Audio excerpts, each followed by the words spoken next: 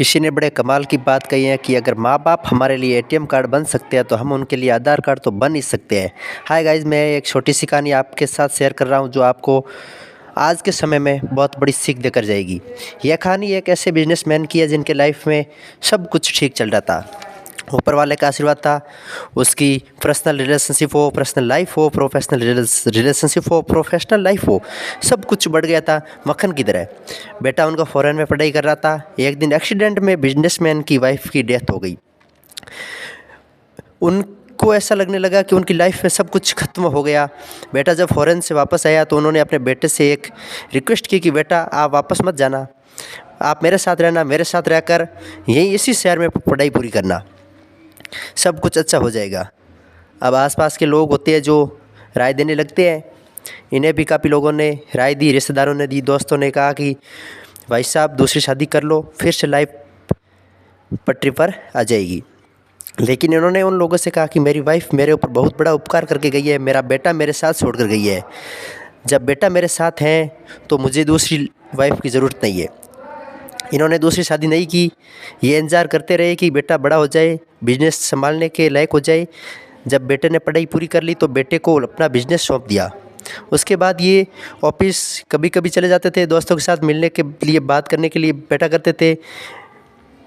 इन्हें अब लग रहा था कि वापस से लाइफ पटरी पर आ रही थी। इन्होंने एक दिन अपने बेटे से कहा कि बेटा मैं चाहता हूँ कि आप शादी कर लो, घर में बहू आ जाए। बेटा पापा की बात टाल नहीं सका। ऊपर वाले का आशीर्वाद साथ था। जो मन में ख्वाहिश की वो पूरी हो गई। शादी हो गई, बेटे की बहू आ गई। बेटे की शादी के 1 साल के बाद में ऐसे ही जब ऑफिस से बिजनेसमैन और उनका बेटा घर आए थे,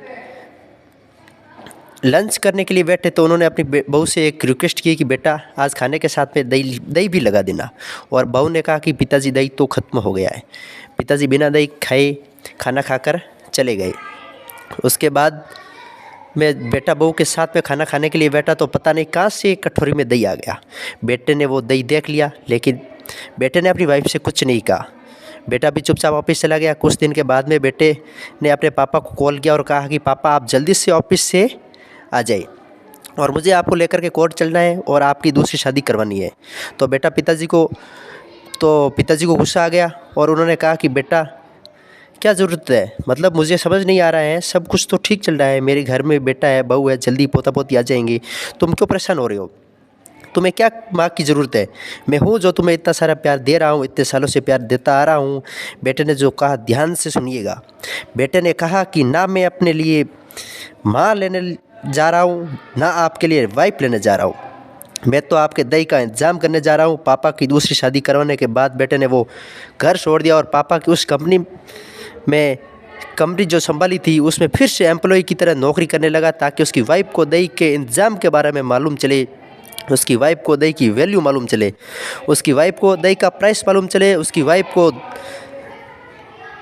दही का प्राइस मालूम चले, रिलेशनशिप का मालूम चले। ये छोटी सी कहानी लाइफ में बहुत बड़ी बात सिखाती है। फैमिली है तो सब कुछ है, अपने हैं तो सब कुछ है। आज हर कोई फैमिली से दूर भागना चाहता है, अलग होना चाहता है, अलग होने लग गए हैं लोग।